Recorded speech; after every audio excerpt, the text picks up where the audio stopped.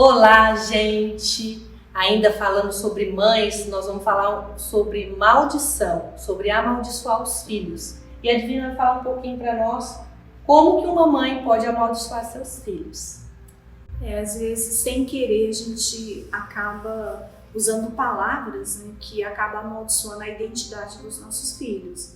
Então, por exemplo, quando você quer que o seu filho faça alguma atividade ou que ele acorde mais cedo, a gente acaba usando palavras assim: olha, você é um preguiçoso, dorme até tarde, ou você não faz nada na vida, você não vai ser ninguém.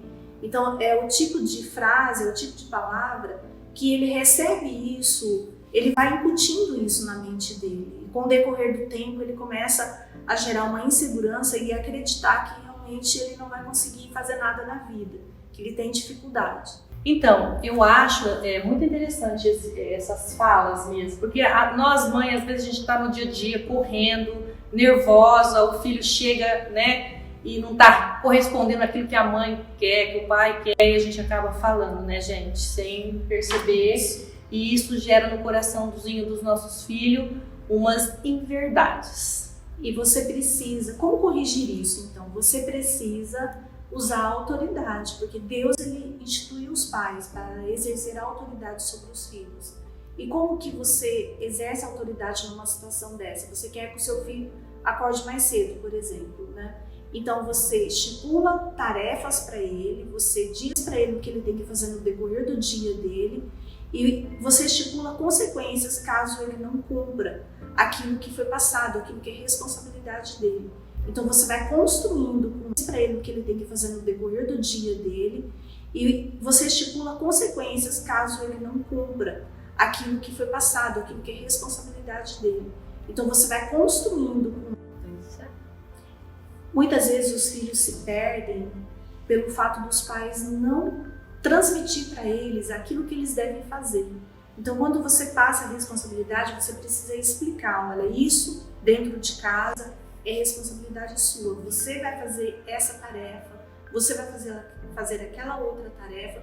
Isso é uma forma de você abençoar a identidade dele, porque quando você não diz aquilo que ele tem que fazer, ele se perde nesse relacionamento de família, dentro de casa, ele acaba se perdendo porque ele não tem uma direção.